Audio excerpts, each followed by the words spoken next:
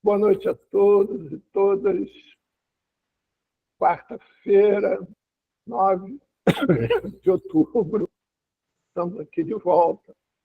A nossa roda de conversa sobre suicídios de crianças e adolescentes e o uso abusivo de substâncias psicoativas. Nós estamos trabalhando, como vocês sabem, em cima do termo criado, né, ou divulgado, seja lá o termo que queira usar, por Paulo Freire, chamado esperançar. Que só para refrescar a memória de todos, eu faço questão de ler a definição do próprio Paulo Freire a respeito desse termo. O que ele entendia pela palavra esperançar. Porque tem gente que tem esperança do verbo esperar. E esperança do verbo esperar não é esperança, é espera. Esperançar é se levantar. Esperançar é ir atrás. Esperançar é não desistir. Esperançar é levar adiante. Esperançar é juntar-se com o outro para fazer de outro. Bem, como nós estamos aqui trabalhando, aqui confabulando, né? A nossa questão central aqui é sobre suicídio de criança e adolescente.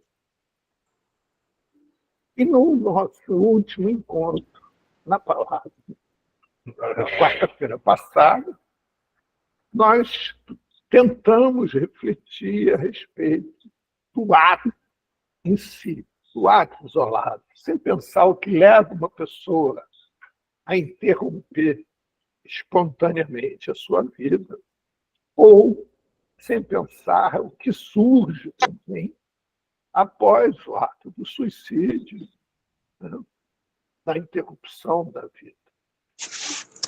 E também uma coisa que nós ficamos aqui trabalhando, embora traga muita controvérsia, essa questão levantada, é que quando o indivíduo, no momento que o indivíduo vai consumir uma substância psicoativa, ele ali, seja ela legal ou ilegal, seja ela de que ordem for, ele tem a esperança que aquela substância faça efeito sobre ele de tal maneira que provoque uma reação nele, o tornando diferente naquele momento do que estava sem aquela substância.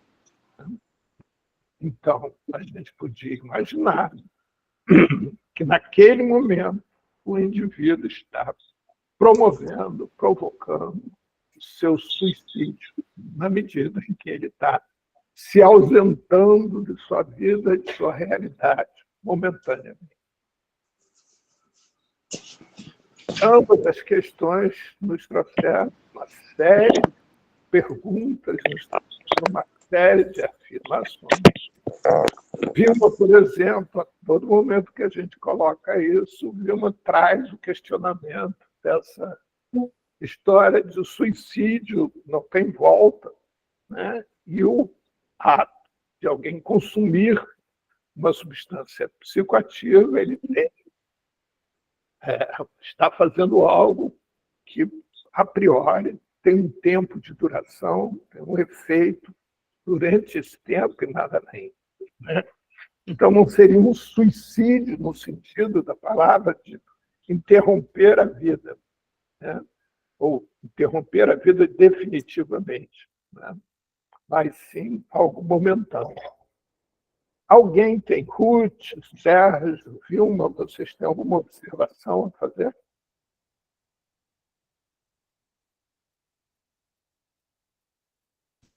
Não, eu continuo com a mesma ideia, né? Não consegui. Eu baixei um livro para eu ler alguma coisa a respeito de suicídio. Agora eu não sei onde que eu arquivei e também não lembro o nome do livro. Acho que vou ter que procurar algum outro. Então, aí continua com essa mesma dúvida. Não tem nada que me que me acalme nesse sentido, sabe? Que me direcione para algum outro ponto. É isso. Qual é a sua mesma dúvida? É o que você disse, no sentido de que o suicida, ele está. Deu, eu não quero mais isso aqui, deu e pronto, né? Sem pensar o que eu vou encontrar, ou qualquer outra coisa nesse sentido, não quero, né? Isso aqui não está bom para mim. Já experimentei outras coisas, enfim, isso aqui eu não quero mais, da experiência que eu tenho. O usuário de substância, não, ele está experimentando viagens diferentes. Pode ser que tenha um ou outro que. Não, hoje eu tive um paciente que ele comprou não sei que quantidade que foi de cocaína e escreveu com umas carreiras que eles diziam que era lagarto, eram umas lagartas, era bem larga, escrito fui, né? E ele cheirou esse fui, esse lagartão, achando que ia morrer. Não morreu. Deve estar vivo até hoje. E que a ideia era essa, era ir mesmo e não ter uma overdose, né? Mas Olha, nesse caso só. O resto eu acho que não, ele só experimentando. então, olha só. É, assim, eu acho que alguns de vocês sabem, né, presente, sabe, e a formação original é de engenheiro mecânico. E eu tenho uma frase, volta e meia, volta, né, volta à memória, que é o seguinte: quando eu era engenheiro mecânico, eu conheci gente que cuidava de ferro como se fosse gente. Atuando na área de humanas, eu conheço gente que cuida de gente como se fosse ferro. O que eu quero dizer com isso? Que é o seguinte: quando você vai pensar, né, em prender alguma coisa no teto, por exemplo, e tem que escolher um cabo de aço para prender alguma coisa no teto, você tem, quando você vai calcular o diâmetro desse cabo de aço, você, mesmo que seja por computador, inteligência artificial, tudo que vocês possam imaginar, você tem o que se chama fator de segurança. Então, se for uma situação normal, que não coloque em risco a vida de ninguém, se o computador, né, calcular que o diâmetro do cabo de aço é 10 centímetros, você vai botar um cabo de 30 centímetros, porque o fator de segurança é 3.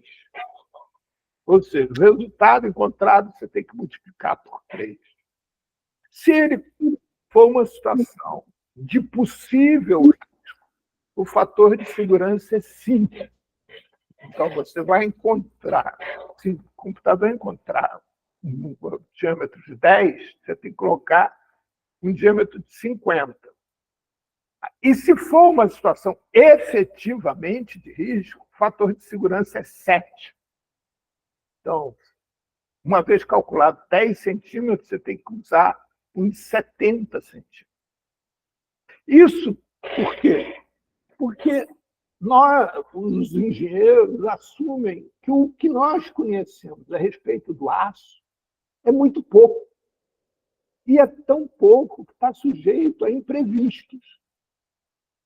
E, a partir daí, se estabelece uma série de fatores de segurança. Mesmo que você pegue, faça o teste antes, testes com carro, para saber, o que você possa imaginar, né? Existe o fator de segurança. Isso, depois de você juntar, eu participei, né, de várias reuniões durante o meu período como engenheiro mecânico, onde, para definir um parafuso, existia em torno de umas 10 pessoas reunidas em torno da mesa, fazendo uma reunião, onde discutia-se a questão da segurança, do uso, tempo de uso, esforço, preço, fator econômico, tinha uma série, todos ali sentados, até chegar ao final, do qual parafuso ia ser usado. Então, é isso que eu chamo são pessoas que lidavam com ferro como se fosse gente, que ficava uma elaboração enorme em torno de uma questão, que quem não conhecesse os detalhes do que estava se discutindo achava que aquilo era desnecessário, era uma coisa simples a se decidir. Já quando a gente vem para a área humana, né, é interessante porque surgem soluções ou surgem fórmulas, né, para se lidar com questões como se fosse assim. Vai que alguém sonha que se você usar a cor verde, a roupa de cor verde, você fica imune ao câncer. O cara vai escreve um livro, e daqui a pouco vira best-seller e todo mundo está usando a cor verde para ficar imune ao câncer. Né? Nós todos conhecemos isso. Então, esse debate que a gente está tentando fazer é um debate em que nós estamos tentando buscar o que é possível a gente, né, aqui, pensar, elaborar a respeito de dois fatos tão decisivos na vida de todos nós. Um deles é a finitude. Né? E aí você pode tanto provocar a morte, que é o suicídio, ou ter uma morte acidental, casual, doença. E outra questão é você usar substâncias psicoativas que vão produzir transformações em você. E ao produzir essas transformações em você, seja para o bem ou seja para o mal, você momentaneamente você perde o contato com a realidade que você estava vivendo. Dentro disso, eu estou de novo chamando a atenção, né, para a história de que nós estamos tentando discutir o fato isoladamente. Porque a partir daí, uma vez que eu entendo que a partir do momento que a gente estabeleça um marco, né, a partir do momento que esse grupo estabeleça o significado para o grupo desses dois atos, a gente passa a ter uma referência como se fosse um sinal, né, no meio do mar. E, a partir daí, qualquer tempestade que vier, a gente tem uma referência para ir para águas seguras, lugar seguro. Então, a busca aqui é da gente encontrar um significado para esse grupo, desses dois atos, isoladamente, sem discutir o que leva o indivíduo a fazer isso, ou qual a consequência de um indivíduo fazer isso, de tal maneira que a gente possa passar a ter uma referência. Então, nós possamos passar, enquanto grupo, quando alguém falar suicídio, cada um de nós ter uma referência para poder saber o que essa palavra está significando para a gente. Ou, quando nós falarmos sobre consumo de drogas, a gente, sejam elas legais ou ilegais, a gente ter uma referência para esse termo. Para depois, aí sim, a gente poder discutir o antes e discutir o depois. Inclusive, uma questão que é muito pouco discutida e debatida sobre esses dois temas é a prevenção. Pois não, Sérgio? Pode falar.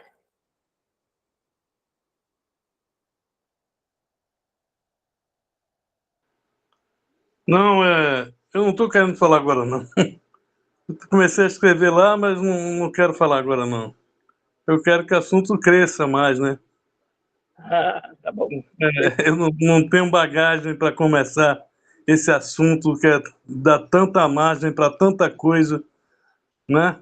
E aí a gente fica, é um tema até um contraponto, né? Porque suicídio e esperançar. Será que a gente vai esperançar o suicídio?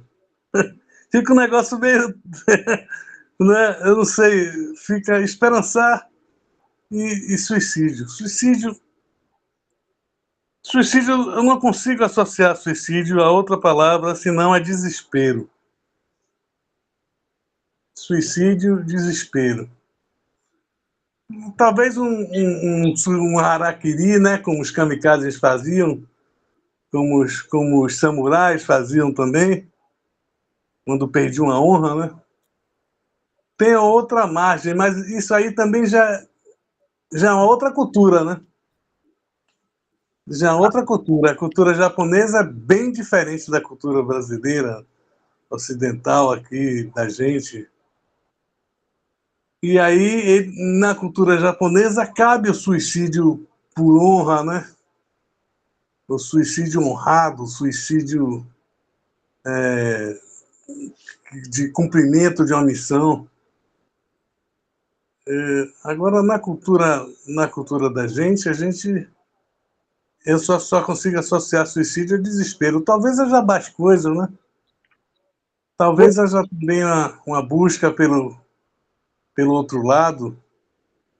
Você sabe por que a Igreja Católica estabeleceu como pecado o suicídio? Por quê? Não sei. Por quê? Porque isso é um fato muito importante para a gente, né? Porque para impedir que as pessoas que estivessem sofrendo se matassem, como, por exemplo, os escravos. Daí cria-se o inferno, ou seja, o pós-mortem seria pior do que a vida. E a partir daí você aguenta todo o sofrimento que lhe foi imposto, né, e não busca a morte. Isso me lembra a eutanásia, né? Eu vivi uma situação dessa recente, que é meu irmão em cuidados paliativos, e meu pai, quando a gente percebeu, ele estava com câncer em fase terminal também. E aí os dois ficaram no mesmo quarto, eu consegui colocá-los no mesmo quarto. E a proximidade da morte era evidente, né? O sofrimento também estava claro nos olhos, nos olhares, né? Na, nas limitações que eles tinham, né? Não podiam, tudo na cama. E gastrostomia, outro, sonda nasointeral e essas coisas assim, né? Para se alimentar. Um com gastrostomia, outro com sonda nasointeral. Banho na cama, tudo na cama, já sem falar. E a pele, como é que a pele fica? E foi uma coisa que eu observei bastante. Na proximidade da morte, a pele vai se enrijecendo, né? Se tornando pálida aí. Parece que a vida vai saindo das extremidades do corpo. Os dedos, as rugas dos dedos do pé, da mão. Cara, eu observava tudo isso e via, será que vale a pena a eutanásia, né? Será que é bom a eutanásia? Porque ambos já queriam nascer. Meu irmão, ele era especial, né? Mas tinha uma síndrome genética, ele já não tinha um raciocínio, ele tinha um déficit cognitivo, mas meu irmão, você sentia que ele já tinha as limitações dele e ficou com mais limitações ainda. Eu sentia que ele pedia para dar um fim na história toda, né? E aí, se eles fizessem isso, eles estavam dando fim, suicidando, ou eles estavam apressando uma eutanásia, caberia a mim provocar uma eutanásia em ambos? Eu não sei, eu sei. Pois A não, morte viu? é tão próxima da gente. O que eu senti isso com lá foi bem isso, viu?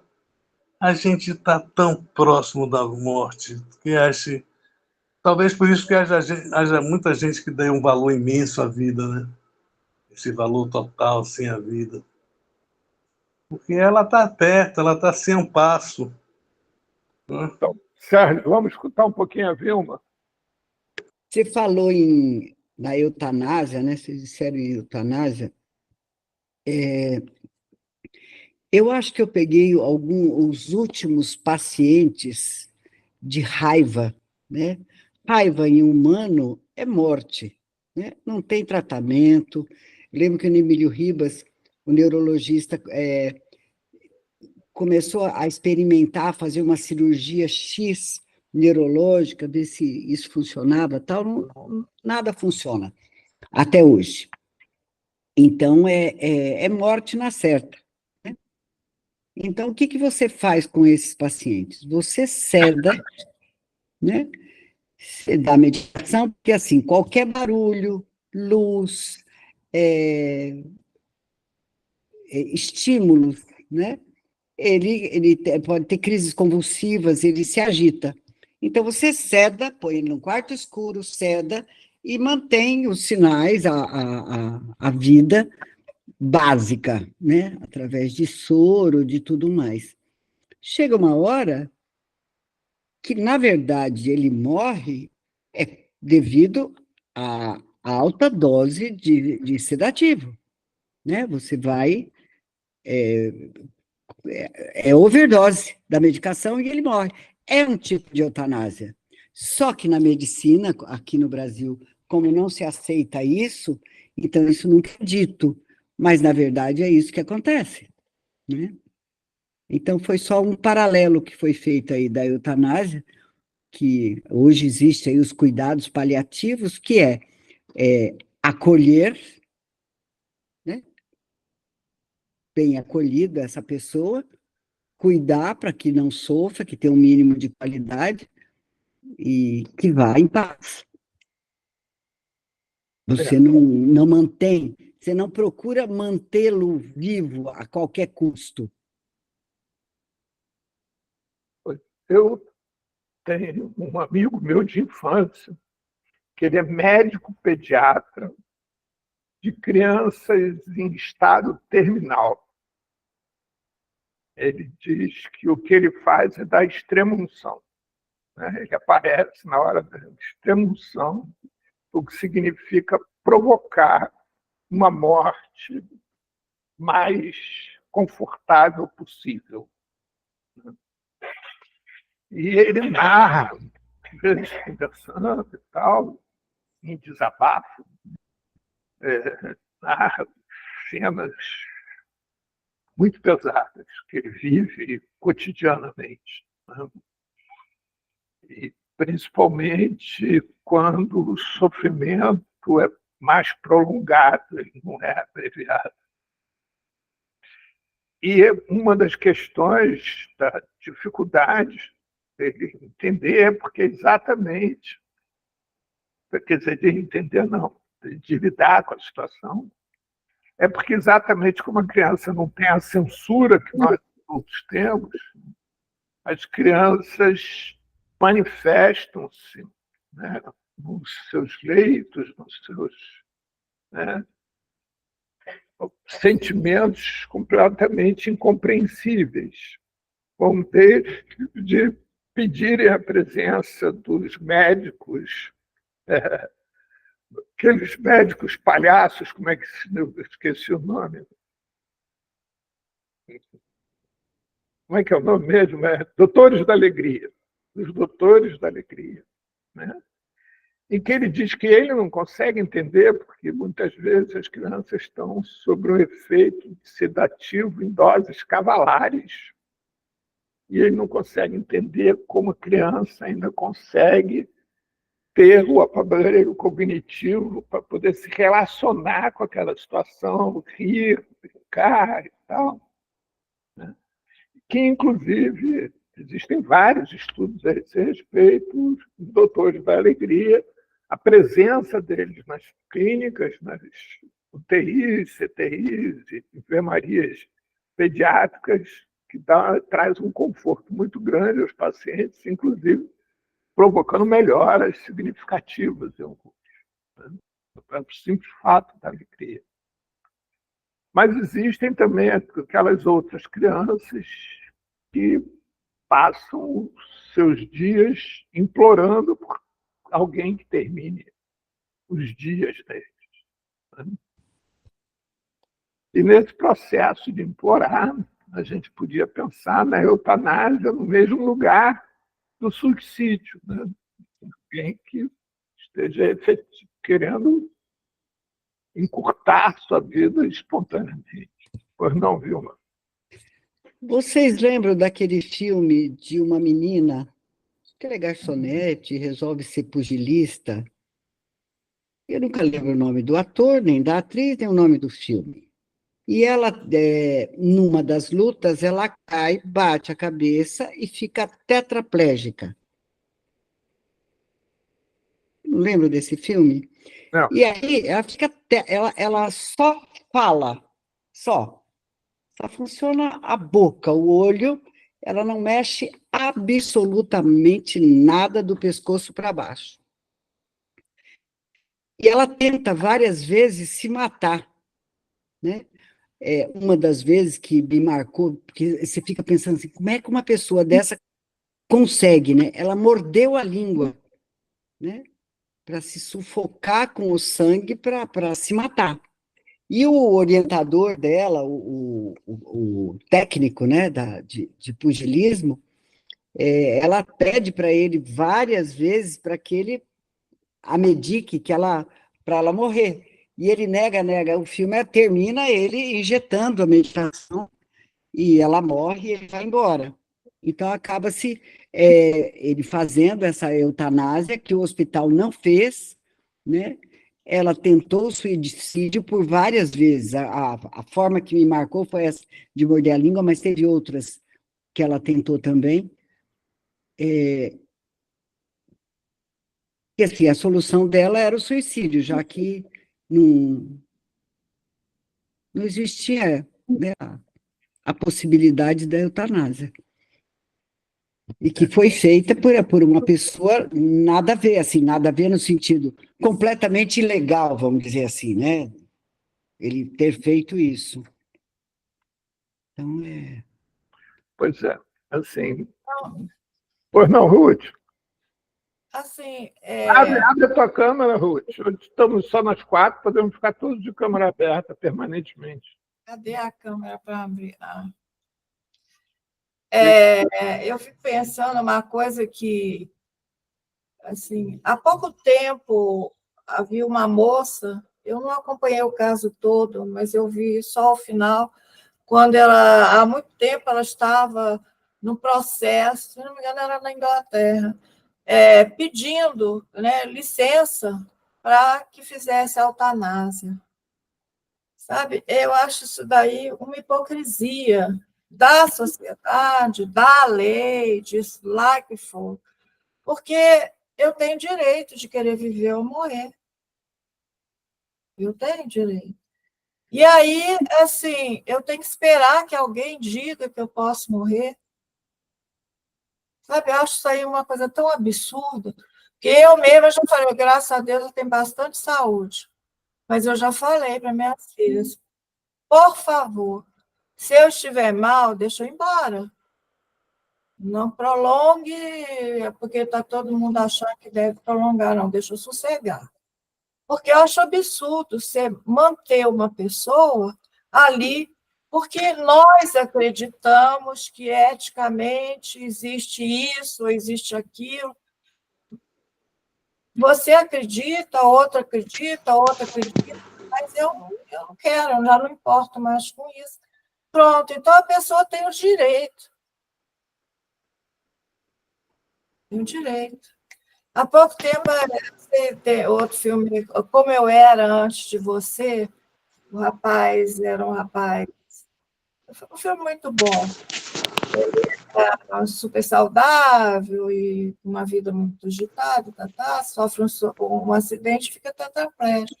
Então, ele, como era uma família muito rica, né? Então, vai para um outro lugar, para um hospital, onde ele tinha, né, mandado pedir para esse lugar e veio a licença dele, né, e todo aquele processo da família de aceitar que ele não queria aquilo ali. Mas tem direito de escolha.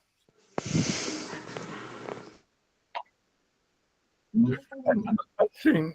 Sérgio, já te passo a palavra. Ruth, é o seguinte, você pode efetivar esse seu direito indo a qualquer cartório e fazendo uma declaração, né, que você proíbe que sejam feitas intervenções externas, artificiais, para te manter viva artificialmente. Isso é lei. Você pode, ou seja, os médicos ficam impedidos de te fazerem te manterem viva artificialmente. Realmente. Porque aí vamos questionar, é vida também? O que é morrer? E assim, é vida ser mantido artificialmente? Pois é. É vida. Mas o que eu estou querendo colocar primeiro é isso: se você tem esse direito, se você tem essa preocupação, Sim. então você tem esse direito por lei. É só você fazer essa declaração e entregar para sua filha e pronto. O médico não vai poder fazer. Oi? Isso já está mais do que falado. Não, mas chega. Falado não é suficiente. Na época eu vou fazer isso mesmo, eu não quero. Falado não é suficiente. Se o médico for um fanático religioso, ele não vai fazer. Então, você tem que ter isso escrito, você tem que ter isso registrado, porque aí sim você passa a ter esse direito. Registrado no cartório, é um documento, há que ser respeitado, porque os médicos não vão respeitar, não vão. E aí você tem que ter isso registrado em cartórios de tal maneira que ele não possa... É isso, eu vou. Eu tenho pavor, eu tenho pavor, horror de pensar em você num leito com aquele... Sabe, você está morto e está ali, pelo amor de Deus, deixa o espírito libertar e ir para onde você que vai ou não vai, ou vai para a terra e fica lá, ou vai para algum lugar, mas vai. No hospital é que não... Eu tenho uma amiga que fez eu prometer, isso já faz mais de 30 anos, foi na residência. Ela fez eu prometer que se eu souber que ela está numa situação vegetando e que deixar ela lá, que eu tenho que ir lá e resolver. Eu penso que ela nem lembra que ela me deu essa responsabilidade, mas eu não esqueço. E a Lázara mora perto de mim, entendeu? Ela não mudou para o Alasca, aonde eu não vou ter acesso. Ela mora perto de mim. Aí vem, bate uma coisa e fala assim, gente, será que... Né, é um compromisso que você, de uma certa forma, você assume aquela pessoa naquele momento. Aí nunca mais eu perguntei isso para ela. Encontramos, não é nem amiga, é pessoas que a gente se relaciona dentro da profissão, né? São amizades circunstanciais. E eu nunca perguntei, tá valendo essa porra? Faz o documento, né? Faz esse documento aí, me tira dessa. Né? Pode deixar uma cópia para mim que eu apresento lá no hospital, mas me tira disso daí, porque é uma briga, né? Vira uma guerra para você conseguir isso. Deixa o Sérgio falar.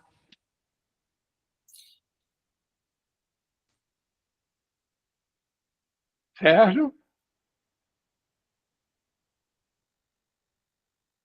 Ué? Sérgio, não quer falar?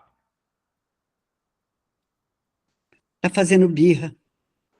Não, Carabi, Saiu. eu estou me atrapalhando aqui nos controles. Eu estou ouvindo muito baixo, vocês estão falando muito baixo. Eu fui clicar aqui tocar no microfone e não toquei no desligar. Eu estou todo...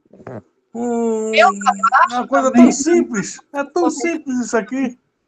Eu estou ouvindo muito baixo vocês. É só isso que eu quero falar. Eu quase não estou ouvindo. Ué, Não sei o Sérgio, que eu houve. estou ouvindo a todos muito bem. Eu não. Todos O que é que eu fiz aqui? Eu mexi em alguma coisa? até que reduziu, mexeu, certamente. Hã? Você mexeu no som do vídeo. Você tem que regular 2 sons, né? O som do vídeo e o som do celular. O som do celular está no máximo. Então agora tem no O vídeo. som do vídeo... Tem um microfone. Alto-falante. Então, Alto-falante, tá no telefone. Paciência, né? Mas a Eu gente tô está te ouvindo. ouvindo, Sérgio. Pode falar que a gente te ouve. perfeitamente. Mas eu queria falar justamente isso. Eu quero ajustar o som. Eu quero ajustar o som dos meus smartphones para poder ouvir vocês. É isso que eu quero falar. Eu não sei fazer isso. Aí também não sei como te falar para você fazer daqui. Vanúzia, boa noite, Vanúzia. Tudo bem? Boa noite. Hoje eu tentei falar contigo, só rapidamente, eu tentei falar contigo que eu quero te fazer um convite. Não sei se você viu que eu te liguei 2 vezes.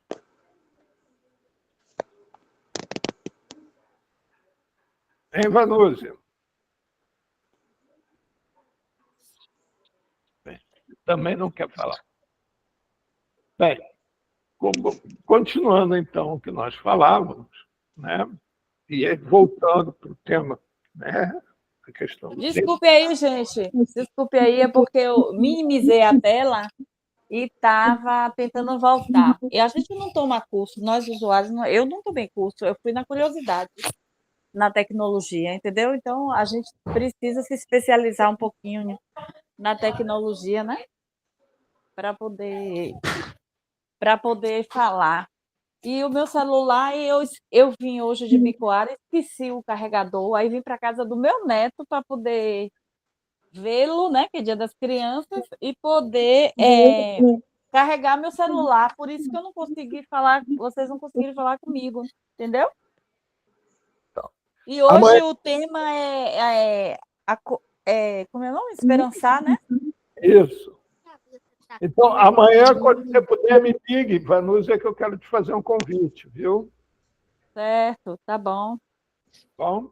E essa coisa do vegetar aí, Sérgio tem bem o que falar, porque ele passou, né, uns momentos aí com o irmão especial, né?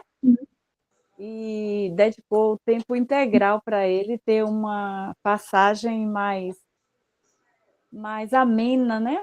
Mas se fosse para ele, se ele tivesse noção de dizer assim, eu não quero ficar imóvel numa cama, vegetando, né?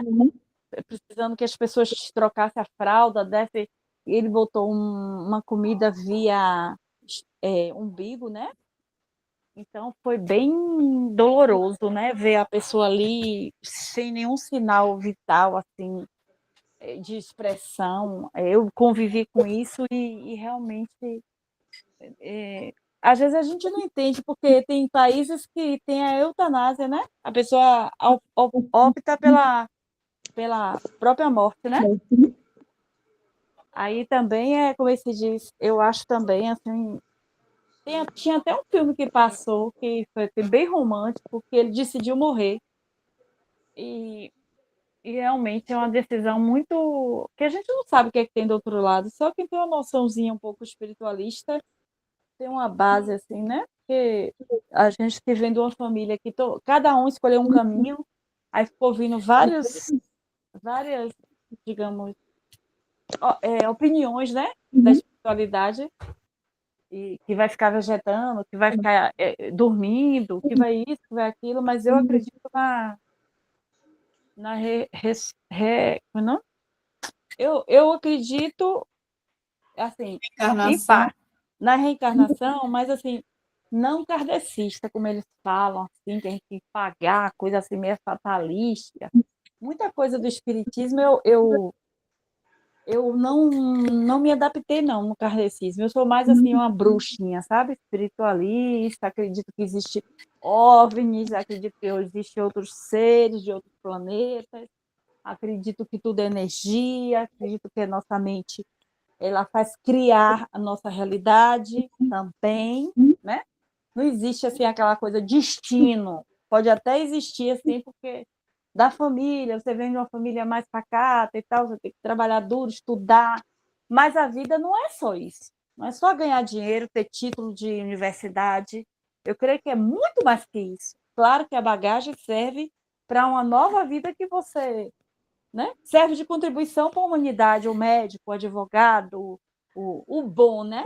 Isso não quer dizer que todo mundo vai ser legal, todo mundo vai ser honesto, todo mundo vai ter essa palavra que disse na outra live, que foi a ética, né?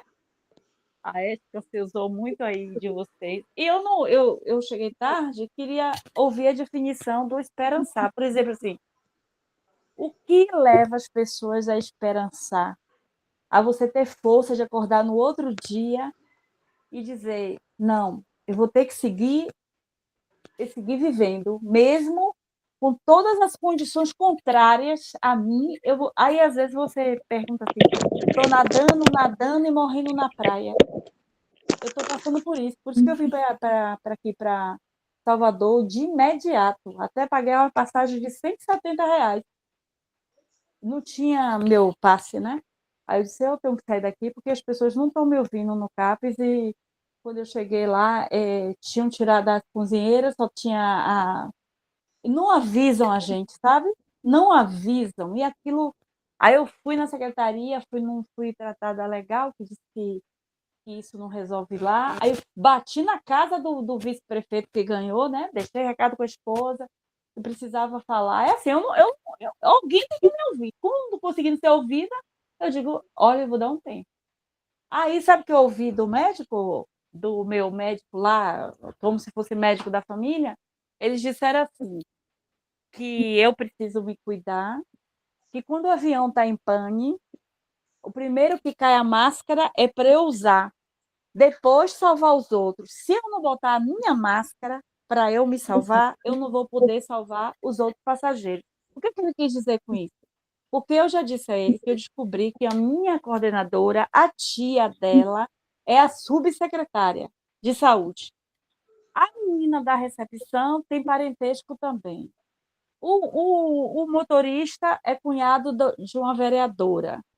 Então, assim, eu estou num CAPES onde uma laranja podre, como uma pessoa citou, conversando comigo, o ativista que saiu de lá doente, disse assim, uma laranja podre contamina as outras. Ela falou em relação aos colegas profissionais. E ela disse que se viu obrigada até a tomar medicação e virar um robô, que ela, dessa atual médica que não quer tirar meu Depaquene. Aí ela disse assim, eu decidi a não tomar a medicação, porque eu precisava ter noção, ter reflexo, cuidar da minha vida, cuidar do meu irmão que teve um acidente, cuidar da minha mãe, cuidar do meu filho. Como é que eu vou fazer isso altamente medicada por causa de um trabalho que me adoeceu? Aí ela sentou comigo, ela é enfermeira, no postinho, onde eu estava lá, e ela explicou para mim, CAPES tem cama sim, CAPES não tem essa coisa de mandar os usuários embora e ficar só a psicóloga atendendo, mandar a cozinheira embora, entendeu? CAPES. Aí eu disse, pois é, mas ele está dizendo, CAPES 1 não tem almoço. Você Enquanto eu sabia que... estivesse falando, o Paulo ia dizer, mas está fugindo do tema. Sim, Foco, mas deixa eu Vanessa. dizer, o acolhimento onde está Aí eu digo a você, Eu tô não, brincando, Sérgio, porque ele você já fez também isso comigo. interfere nas conversas dos outros. A gente tem que sair Eu do tô pedestal um brincando, pouquinho. amor, Não, não me eu tô brincando atrapalhe, com o não. Deixa eu lhe Paulo. dizer o porquê eu quero chegar no esperançar. Por que a gente tem que tomar certas atitudes, sair de ambientes adoecedores, de pessoas adoecedoras? Porque a gente tem um pensamento bom, tem um coração bom, a gente quer o coletivo, a gente quer que todo mundo se dê bem, o coletivo, a gente está ali para uma causa justa, defendendo a saúde mental, mas as pessoas ali não querem cooperar, não querem colaborar, querem que continue a mesma coisa. O que eu fiz? Gastei um dinheiro que não era para gastar e vim para Salvador para quê? Para celebrar os 10 dos 10, que é dia de saúde mental, no DIC do Tororó aqui. Aí sabe o que aconteceu? Eu sabia agora um aviso que o prefeito que reelegeu, Bruno Reis, não autorizou os encontros do CAPES no DIC do Tororó. Aí eu pergunto a Sérgio Pinho, não é um espaço público? Eu tenho que pedir autorização para o prefeito de ir lá fazer uma manifestação? É Sérgio Pinho. Ou ele não quer que eu vá, porque tem isso, viu, gente? Panúzia, Usuário. Sim, Panúzia. Pô, assim, um hoje, desabafozinho. pois é, Panúzia, hoje a gente está, até devido a poucas pessoas, a gente está abrindo mão daquele controle mais rígido de fala. Mas, ao mesmo tempo, Eu divulguei até para lá, porque meu outro celular é que tem todos Sim, mas o que os grupos. mas assim, vamos tentar sintetizar um pouco mais, porque senão daqui a pouco O que eu quis, né, exatamente, o que eu quis falar é o seguinte: o que é que leva uma pessoa a viver? Impulsiona ela a viver sem pensamentos suicidas, sem querer se vingar de ninguém, na análise. Assim, mesmo que tenha uma doença incurável, mesmo que tenha uma dificuldade de andar como eu, mobilidade, mesmo que não tenha família, imagine quantos impasses e a pessoa ainda tem que estar, mas não essa positividade falsa que passam pela internet, né? Apesar que eu digo, ó, Paulo, eu digo assim, que muitas as palavras dos filósofos me ajudam, sabe? Palavras que fazem a gente refletir. então, Até de Paulo Coelho, que dizem que ele é um vamos fazer charlatão. o Tem um seguinte, vídeo. vamos escutar um pouco o Sérgio. Diga lá, Sérgio. Fala, Sergê. Maria V, Maria V. Eu chamo ela de Maria V. Porque ela é Vanúzia Maria, aí eu chamo ela de Maria V de Vanúzia. Maria V, ela fica vendo tudo. A dela é essa. É o seguinte, eu vou mudar de assunto, viu? Não vou pela seara do CAPS, não. Porque eu Eu quero falei do esperançar. seu irmão, viu? Eu falei do seu irmão que estava Eu sei, vegetando eu também. vi o que você falou. Eu vi o que você falou. Os- eu quero esperançar que a reforma psiquiátrica antimanicomial vai se efetivar no Brasil todo. Em todo o Brasil, a rede de atenção psicossocial vai funcionar, as coisas vão ser como são no papel, as coisas vão ter sucesso. Como é que a gente pode esperançar isso, né? Esperançar, para isso, a gente tem que ter se mobilizar em movimentos sociais, né? Articular com a política municipal, estadual, federal, né? Articular com as associações, com os profissionais, principalmente com os profissionais, em prol de efetivar mesmo essa política antimanicomial, né? Efetivar essa reforma psiquiátrica antimanicomial, onde se dê valor mais, onde o usuário seja realmente protagonista. Isso é o assunto aí, agora que estava se discutindo. Agora que eu quero pontuar, né? Agora tem outro assunto também que eu quero trazer, que é o seguinte, o que é a morte, né? O que é a finitude? Será que um espírito sai de uma matéria, de um corpo, como se ele saísse de um uniforme e vai para outro plano?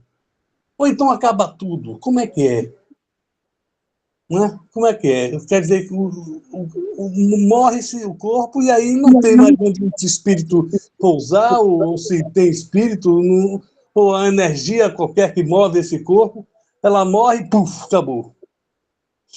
Caixão e vela. É isso? Como é isso? Como é que é a morte? Porque a gente tem que saber como é que é a morte para saber o que é o suicídio, né? Sérgio, olha só. Assim, essa pergunta que você faz é uma pergunta que a humanidade aparentemente quer saber. E que não se tem a resposta, obviamente. Né?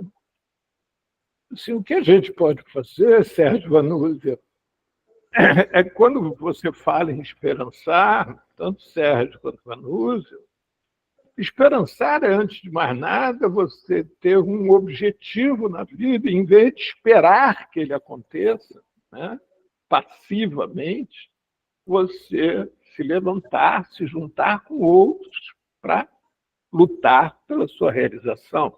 Como Foi isso que eu falei, dos movimentos sociais, da reforma. isso, como o Sérgio, por exemplo, levantou, né?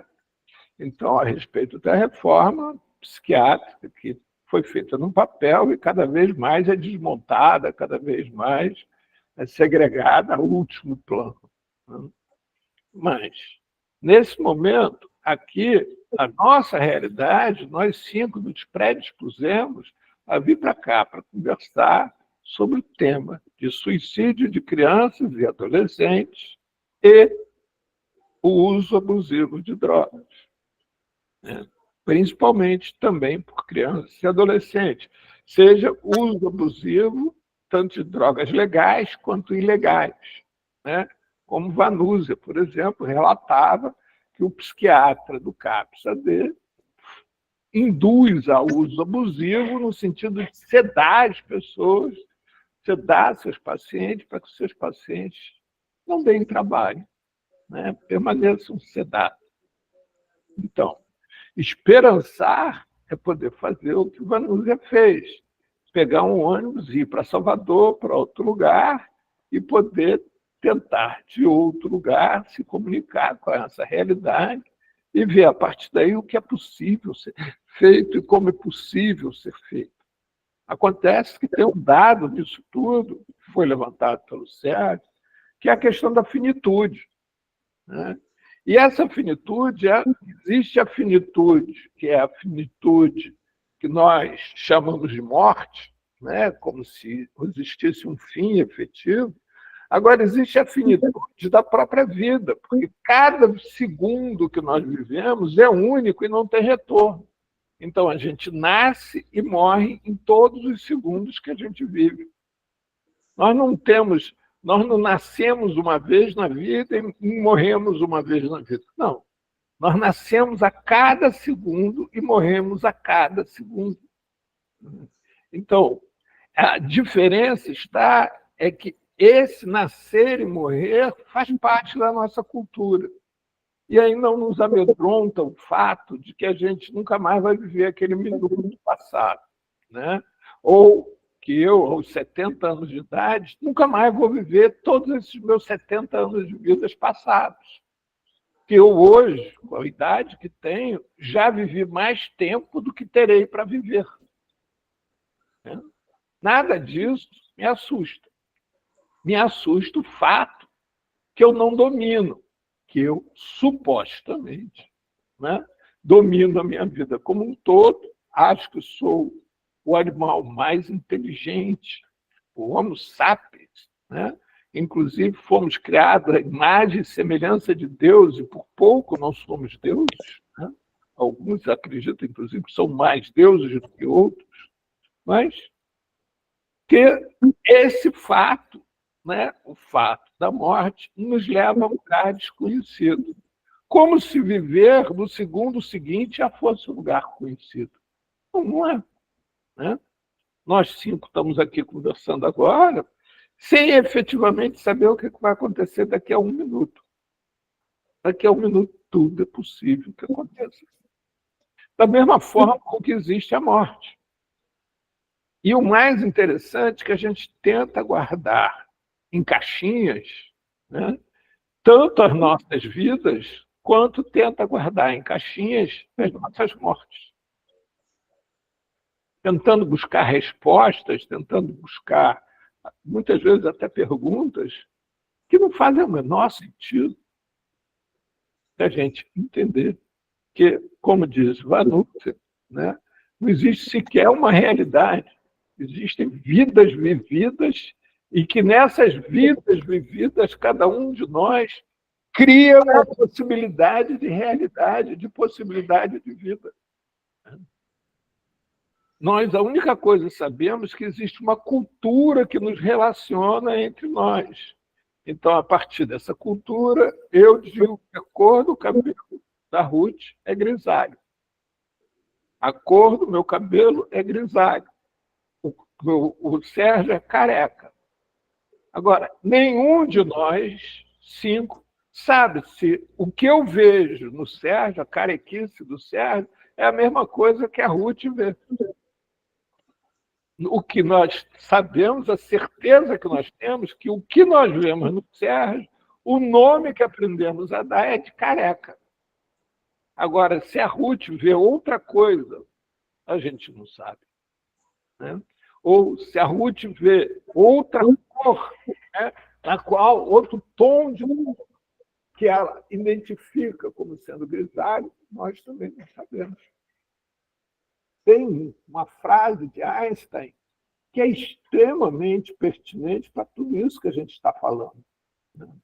E que nos traz exatamente essa questão, né? A questão não só da finitude, como a questão o que nós somos, quem nós somos, como nós fazemos. Alguém tem alguma ideia a esse respeito? Não mesmo porque, assim, nós mesmos mudamos, né, as nossas ideias em relação com o outro, nós vamos mudando também as opiniões, né, a maneira de ver as coisas. Até assim, uma plantinha, um matinho que você achava que era um matinho. Aí chega uma pessoa e fala, nossa, isso aqui é ótimo para dor de cabeça, isso é antibiótico. Você vai aprendendo e vai mudando a sua vida também, você vai se mudando também a cada minuto. A vida é uma constante, isso é que é bom. Pois é, né?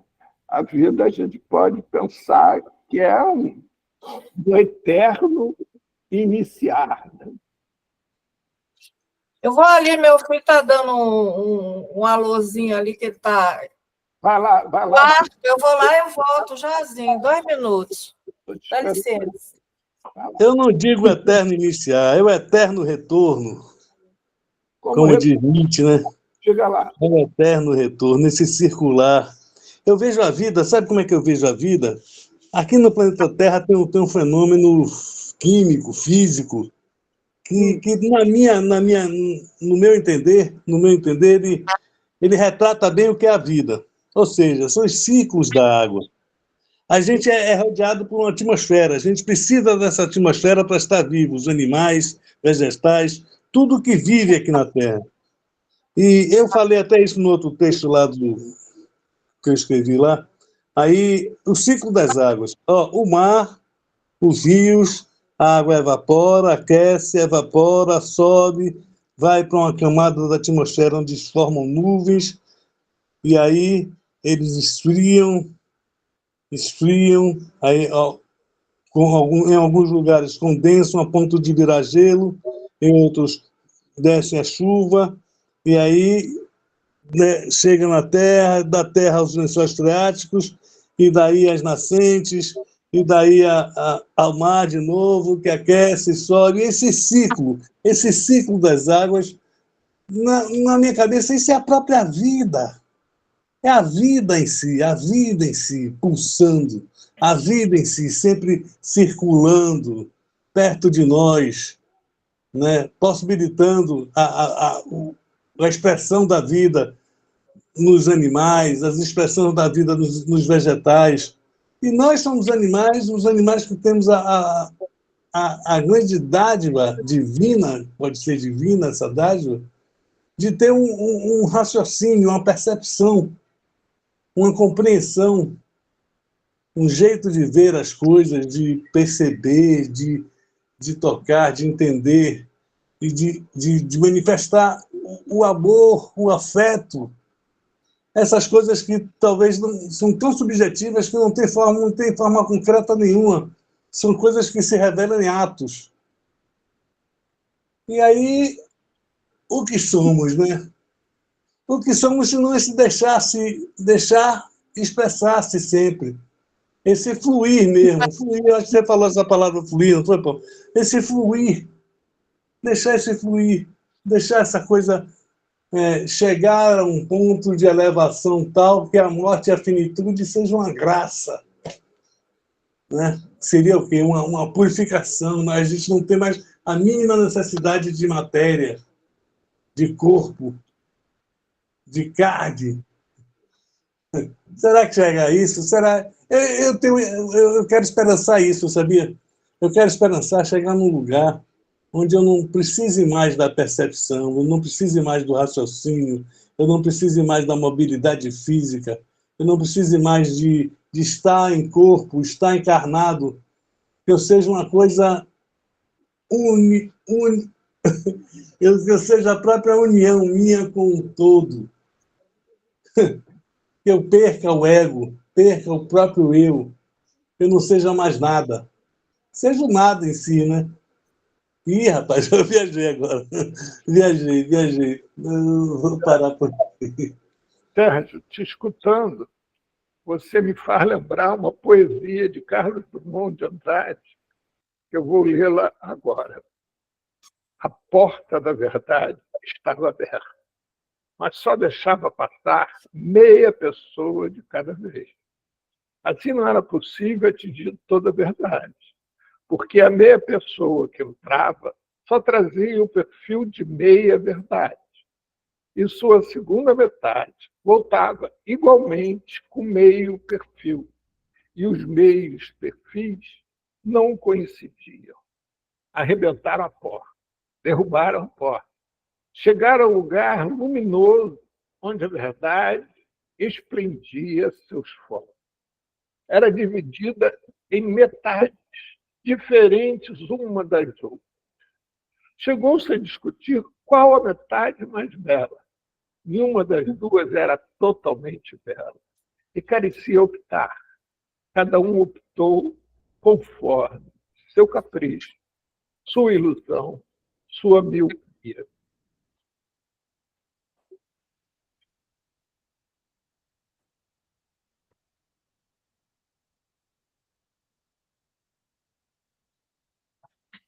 Onde vocês estão? Oi?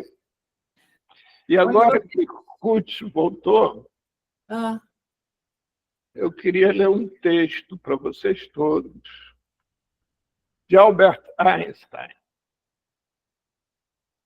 As ditas ciências exatas, e principalmente a física, já lidam com seus paradigmas sobre esse prisma há muito tempo.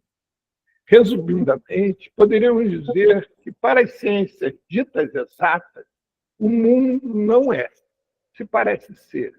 Depende de quem o vê. Aí, entre aspas, agora.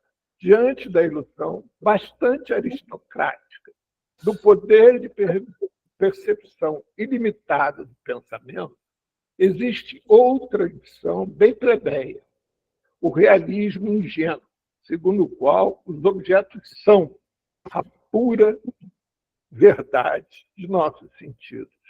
Ilusão essa que ocupa a atividade diária dos homens e dos animais.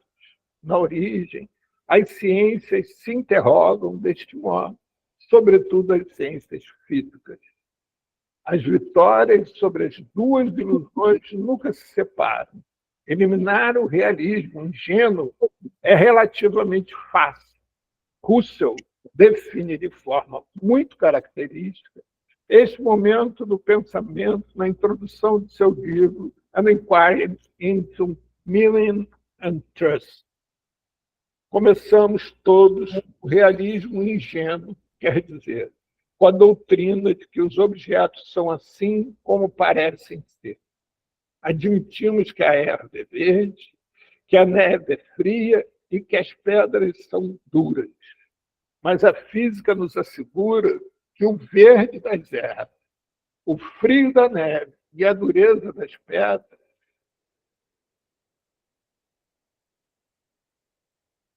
não são o mesmo verde, o mesmo frio e a mesma dureza que conhecemos por experiência, mas algo de totalmente diferente. O observador que pretende observar uma pedra, na realidade, observa, se quisermos acreditar na física, as impressões das pedras sobre ele próprio. Por isso, a ciência parece estar em contradição consigo mesma. Quando se considera extremamente objetiva, mergulha contra a vontade na subjetividade.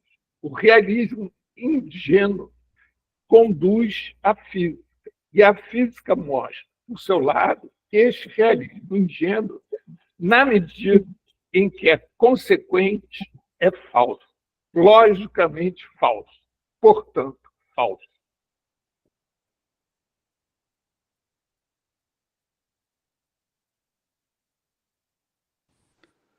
Traduz aí.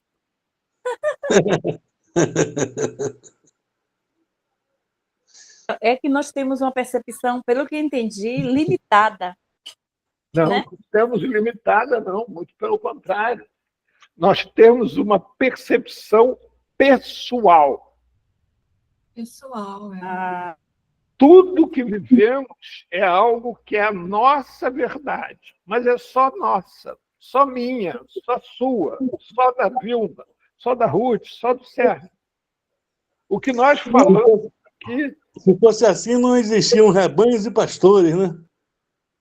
é Se verdade. fosse assim, porque muitas pessoas são tomadas, são massificadas, cativadas, doutrinadas. Eu te agradeceria se você repetisse aquele modelo de um fala e o outro escuta. Então, Mas a interrupção foi... pois é, mas a interrupção você impede de que eu, por exemplo, termine meu raciocínio. Então, Mas foi pertinente, foi dentro do assunto que você estava falando. Sérgio, por favor, obrigado. Então, o que Einstein nos demonstra, o que Einstein nos quer falar, e depois, com todo o estudo dele, isso ficou efetivo, né? Existem vários pensadores que traduzem isso de outra forma, que, inclusive, hoje existe uma comprovação que a gente só vê aquilo que conhece. O que a gente não conhece, a gente não vê. Ou seja, se você estiver na praia e olhar para o mar, em direção ao mar, você está vendo aquilo que você conhece. Podem estar outros ali na sua vida, está acontecendo várias outras coisas que você não estará vendo por desconhecê-las.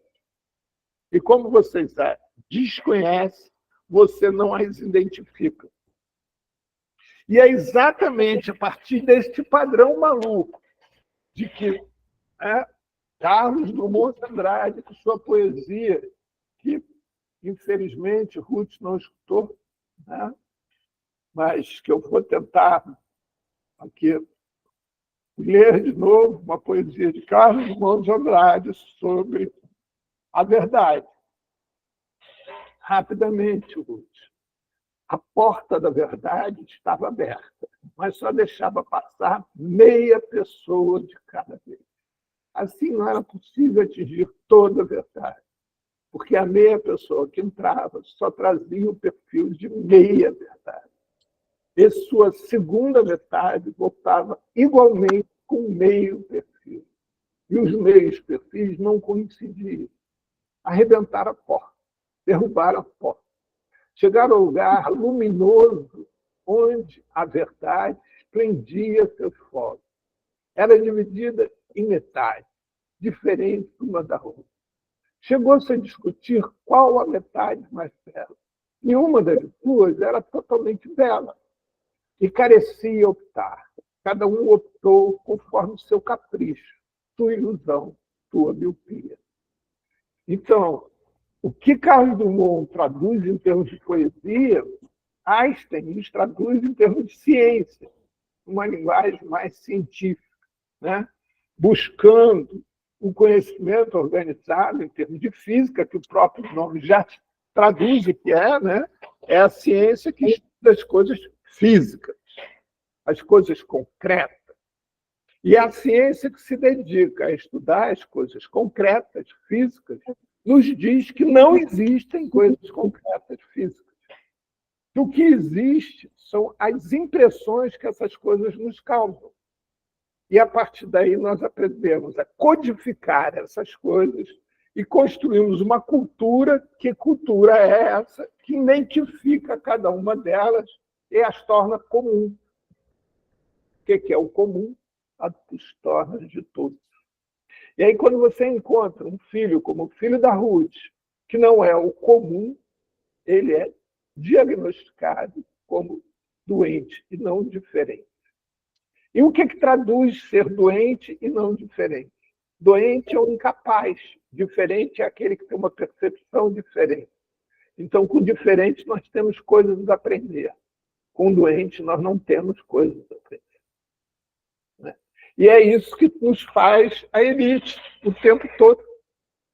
Né? Aqueles que se diferenciam das verdades, né? Eles são classificados ou como doentes, se a forma deles se expressarem for fora do padrão estabelecido como verdade pelas elites, ou são traduzidos como marginais, se a forma deles se expressarem forem agressiva ao que é traduzido pela elite como o comportamento adequado. Mas, na realidade, o que está se tentando fazer é caminhar no sentido oposto, seja poeticamente, de Carlos Drummond de Andrade, ou cientificamente, de Einstein, e fazermos nós todos crer que existe uma verdade. E que a verdade é aquela verdade estabelecida por uma elite que se diz dona da verdade e que é capaz de estabelecer quem tem o direito de viver, quem tem o direito de morrer, quando se tem o direito de viver e quando se tem o direito de morrer. Quem pode conviver entre nós, quem não pode conviver entre nós, e, de novo, como o Sérgio levantou, né, isso regado por uma cultura, ou seja, no Japão, a cultura da morte é diferente da nossa cultura. Então, no Japão é permitida a eutanásia. Na nossa cultura, não. No Japão, o herói é aquele que se mata em honra. Na nossa cultura, é o covarde. Então, esse jogo todo nos leva a olhar para esses dois atos singulares, seja o suicídio, seja o ato de estar consumindo substâncias psicoativas, com os sentimentos e sentidos próprios que são nossos. Tentar estabelecer verdades em cima deles é só excluir da nossa vida essas pessoas que praticam isso. Porque a gente não está permitindo sequer que eles se expressem através desses atos.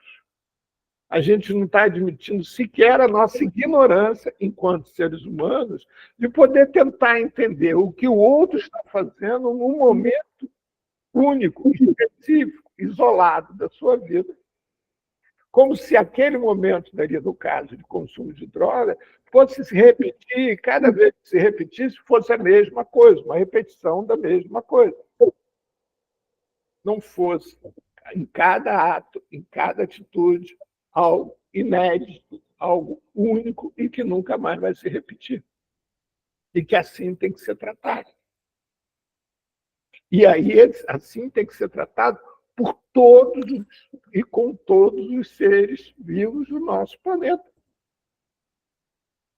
Se nós pudéssemos ter e viver em outra sociedade, o filho da Ruth poderia ser uma pessoa integrada à nossa sociedade, dentro da possibilidade daquilo que ele pode realizar, e não dentro daquilo que nós queremos que ele realize. Então, uma vez eu estava lendo um texto que era um livro de contos indígenas brasileiros, né? De crianças indígenas brasileiras. E uma determinada tribo lá da Araguaia, né? As crianças é que selecionavam aquilo que era bonito e aquilo que era feio. Então, os adultos ficavam construindo objetos de argila, né? E aquilo que as crianças quebrassem é porque era feio. E aquilo que as crianças não quebrassem é que era bonito. Aí se dizia, a pergunta que se fazia, foi feita no texto, né? Mas qual era o critério para estabelecer o que as crianças quebravam e por que eram as crianças quebravam, não os velhos, os adolescentes? Porque as crianças ainda não tinham nenhum padrão, ainda não estavam inseridas a partir do momento que elas tivessem um padrão comum. Não, elas tinham um padrão próprio. Então, podia ser que uma criança não quebrasse um objeto e a outra viesse e quebrasse. Não importa. O que importava era, ao final do dia, aqueles objetos que não foram quebrados pelas crianças eram porque eram bonitos, serviam para presentear um ao outro, né? Agora, o que tivesse sido quebrado é que era feio. Então, isso é possível fazer você viver efetivamente em comunidade no sentido de poder usufruir da possibilidade de cada um, usufruir da forma de vida de cada um, né? Você pegar aquela atitude da criança ainda completamente despida de cultura, não completamente despida, mas pouco vestida pela cultura ainda, né? Espontânea ainda, e transformar aquilo num padrão de qualidade, porque ela vai poder escolher a beleza a partir do sentimento efetivamente dela. Né? E pronto. Né? E, sim, e os objetos que não fossem quebráveis, por exemplo, né? Construídos com palha, etc., que as crianças jogassem no rio, elas moravam à beira de um rio, sendo que uma região do rio tinha piranha. E também que ninguém sabia porque as crianças tomavam banho no rio e as piranhas não mordiam as crianças. Porém, alguns adultos, quando entravam no rio, as piranhas mordiam. E aí não sabia, ninguém mexia com as piranhas, porque sabia que as piranhas, de alguma maneira, avisava eles, eu já esqueci o de quê, mas avisava ao restante quem podia ou quem não podia cumprir determinadas atividades lá dentro da tribo. Então, assim, voltando, né, ao que é hoje nós nos predispusemos a conversar sobre, né, sobre a questão do suicídio e do ato de consumir substâncias psicoativas, sejam legais ou ilegais. O que eu consigo aprender desses dias que nós estamos conversando, e daí a utilização do termo, né, esperançar, de Paulo Freire, é que o que nós podemos fazer é recolher a nossa ignorância, a nossa insignificância, e nos unir com outras pessoas, respeitando cada um de nós a característica do outro, e buscando uma completude de tal maneira que a gente possa construir um todo que seja esse todo mais favorável para que a gente possa cumprir o nosso objetivo de estar juntos. Né? Mas, para isso, é necessário que a gente respeite as características de cada um, para isso é necessário que cada um de nós possa escutar, falar, intermediar, né? Se ajudar, a contribuir com cada um, chamando atenção, seja lá o que for. Pois não, Sérgio?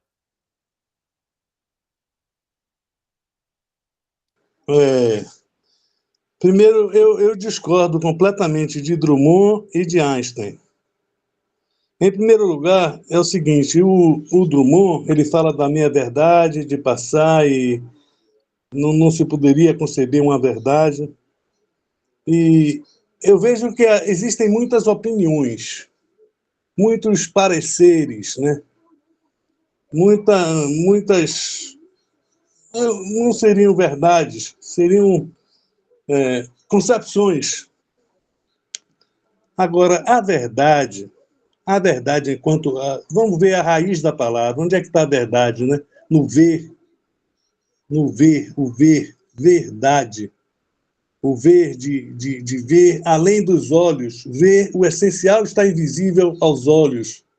O ver adentre. O ver o que está ali e o que é realmente. E outra coisa essa é a minha ideia, né? Verdade existe. E outra coisa que eu coloquei ali naquele ponto é o seguinte: por que os pastores sempre proclamam suas verdades e há milhões de seguidores seguindo essas verdades? Pastores e monges e vários de qualquer religião. Né? Eles dizem que tem uma verdade, é uma verdade absoluta, e as pessoas vão seguindo essa verdade, crendo nessa verdade, aceitando essa verdade. E aí? Né? Agora, onde estará a verdade? Onde estará a verdade? Né? O próprio Einstein, ele fala nesse conceito de relatividade, eles avançaram depois na física quântica e conceberam que cada matéria, cada corpo não orgânico, cada corpo físico, ele é um conjunto de átomos e moléculas que estão girando ali, que, na verdade, eles não têm uma existência concreta, né? Que eles têm uma existência manifesta. Isso aí pode dar a ideia de que cada um tem uma verdade, cada um veja de um próprio modo, mas não é muito diferente um modo de outro, né? Senão não se conceberia a coletividade. Será que esse inconsciente coletivo seria tão poderoso a ponto de reger a percepção de todo mundo numa só? Por que as pessoas usam objetos do mesmo modo? Não é? Por que as pessoas tocam, identificam objetos, nomeiam objetos de um modo e ali eles... Quer dizer, essas coisas todas acho que a gente com calma pode dissecar e se tiver tempo a gente pode perceber isso de uma forma bem legal mesmo, bem assim, verdadeira, se verdade há. Aí pode chegar até uma verdade, mas isso é um assunto para ser investigado. A gente não pode dizer que é minha verdade, traduzir num poema, nem num dizer científico, que às vezes não sei se é de Einstein, porque muita gente utiliza coisas de Einstein, de Drummond, de muita gente, né? Internet mesmo para ter visto. Mas aí eu sei que até pode ser. Agora, para concluir só, eu quero concluir esse assunto. Mas conclua. Está acabando o nosso tempo. Tá. Eu vou dizer o seguinte, que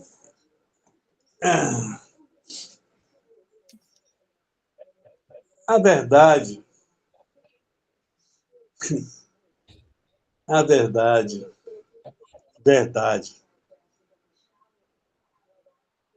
isso aí é para a gente investigar, viu? É para a gente investigar muito. Se você quiser ter uma concepção clara, buscar um conceito claro, realmente, uma coisa real, uma coisa verdadeira, se fosse.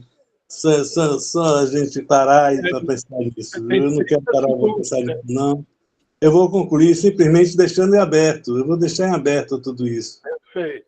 Deixar em aberto tudo isso. Tem uma coisa que você falou também no... Seu acabou. Seu tempo... É só um exemplo, porque isso aí vai concluir agora. Você disse que... Vilma, sua vez, Vilma. Sérgio, seu som foi cortado. Eu me recuso a mais participar disso, viu, cara? Você quer dizer, você tem um ego da porra, fica querendo se mostrar. Vilma, você quer falar? Pode falar.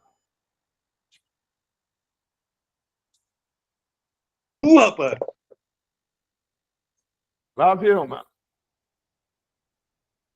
Você está sem som, Vilma.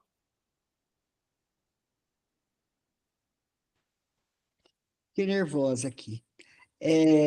Eu acho que essa verdade é aceita por cada um de nós. Não existe verdade de nada, né?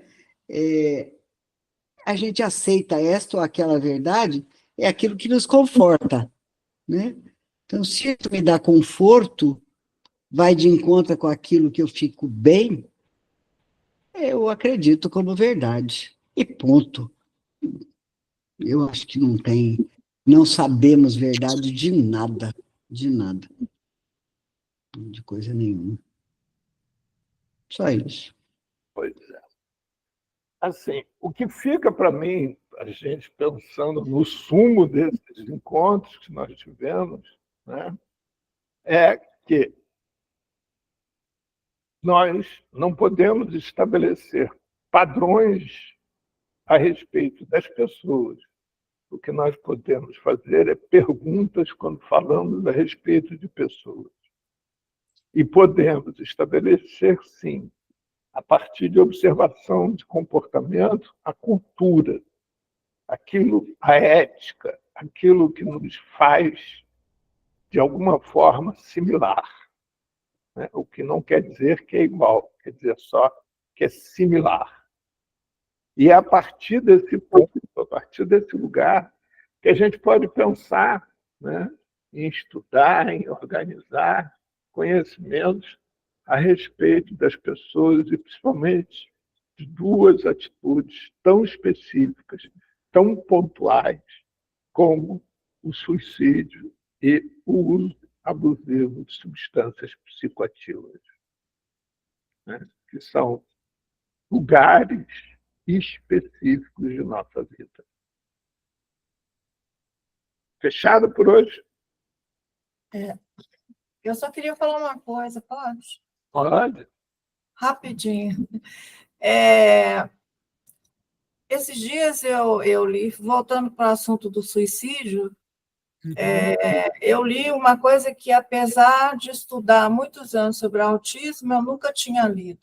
Mas eu fui procurar sobre suicídio e vi que a taxa de suicídio entre os autistas é 30% maior do que a das outras pessoas.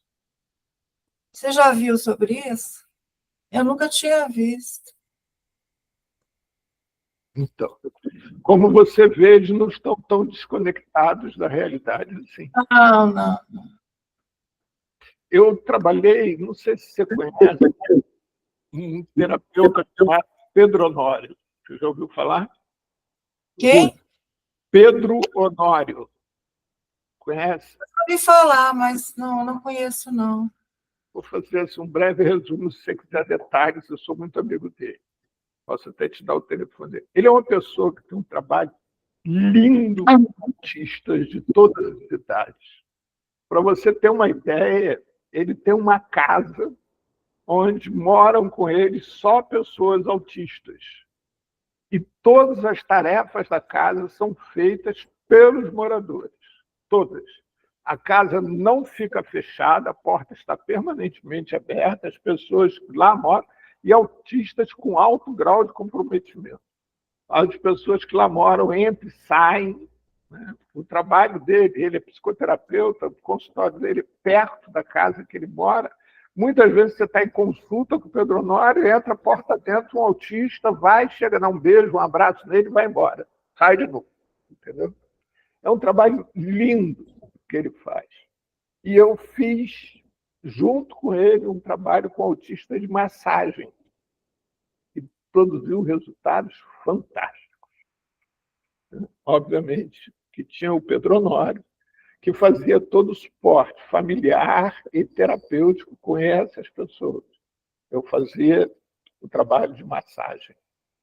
Mas, se você quiser, depois eu posso te dar o telefone. Eu quero. Oi? Eu quero. Pois é. Assim, vou só te fazer uma advertência. Se o Pedro Honório estava atender o telefone, se ele marcar contigo domingo, 3 horas da tarde, não é uma exceção. Eu já fiz supervisão com o Pedro Honório, domingo, meia-noite. A sessão começava à meia-noite, e não era virtual, era presencial. Eu tinha que ir até o consultório dele para fazer domingo, meia-noite. Entendeu? Ele tem grupo de estudo sobre autista. O último que ele estava fazendo, um amigo meu estava fazendo, até recomendado por mim, que era quinta-feira de meia-noite às 2. Isso mesmo, Vilma. Esse é o Pedro Honório, entendeu? Esse é o Pedro Honório. É uma pessoa fantástica. Eu adoro ele, sou suspeito de falar. Mas o trabalho dele como artista é singular, é único. É no Rio mesmo? É no Rio. É. Mas é singular, é único. Eu nunca vi nada parecido. Acho que ninguém nunca viu nada parecido. Ele sai com os grupos de autistas pela rua para ir para restaurante, para cinema, para praia, entendeu? E olha, é incrível como ele comunica com todos eles. Eu não sei, não tenho a menor ideia como é que ele faz, o que ele faz. Ninguém tem, mas ele faz. Ele faz porque eu vi, não é porque alguém me contou, não. Eu já fui à praia com ele, com um grupo de autistas, e eu fiquei nervoso, e ele calmo, parecia que nada estava acontecendo. E olha o pessoal lá brincando, entrando na água, saindo d'água, e ele dá uma tranquilidade. É incrível. Pedro Honório é incrível com autista. Mas é isso. Você se relacionar com o Pedro Honório, você tem que estar preparada para as condições assim mais. Porque está arriscado ele marcar contigo domingo, 3 horas da tarde, e te atender às 5. Porque algum autista procurou por ele e ele interrompe tudo que ele está fazendo para dar atenção ao autista, entendeu? Se tem uma fila de gente esperando ele, isso não é problema dele. Ele está ali, ele se dedica àquela conversa que ele vai ter com aquela pessoa. Precisava ter mais pessoas assim, né? Você pode, inclusive, me ajudar e cobrar dele que ele escreva. Ele escreve muito pouco sobre o trabalho dele, entendeu? E Ele tinha que escrever, ele tinha que criar um registro. É uma sacanagem que ele faz com todos nós e não escrever o trabalho dele. Escrever, gravar, fazer o que ele quiser, não sei. Mas ele criar um registro do trabalho dele é muito bonito. Muito. Mas ele é uma pessoa extremamente simples, de uma calma absurda. O mundo desaba de volta dele e ele está se coçando com aquilo. Bem bonito isso. Pois é. Eu vou te passar o telefone aqui. A melhor agora que eu quero fazer é você falar com a secretária dele. A secretária dele é que sabe muito. Ele não sabe nem quanto dinheiro tem no banco. Quem sabe tudo é a secretária. Tá bom? Vanusa, você queria falar? É isso, porque o autismo, ele não tem. O autismo não está tendo, assim, apesar de estar em evidência, né? E pessoas, artistas, estão se descobrindo, né? Autodescobrindo adultos, né? Adulto autista, né? A Letícia Sabatella mesmo, né? Ela falou, aquela atriz, cantora também da Globo, ela se autodescobriu autista, fez lá o teste lá e deu autismo. Não sei em que grau, né? Que a gente não percebeu nada. Aí ela disse que muitas coisas foram explicadas porque ela se isolava, não gostava de barulho, não sei o quê. Aí ela decifrou dessa forma, né, pra gente. Ela tem um vídeo. Estou precisando fazer mais outro milhão de coisas. Vamos encerrar por aqui hoje? Vamos. Tá? Não esquece de me ligar amanhã. Combinado? Combinado. Até amanhã. Gratidão. Beijo. Ruth, estou te mandando o telefone do Pedro Honório agora. Tá bom. Fale com a Obrigada. secretária. Beijo, que eu esqueci o nome agora. Tá? E diga que é minha amiga. Pode dizer que é minha amiga. Obrigada. Tá bom? Boa noite. Pode confiar nele, que é uma pessoa extremamente confiável. Tá bom? Beijo. Beijo. Vai desculpando o Sérgio aí, viu? Passou o dia todo hoje na faxina lá da casa dele.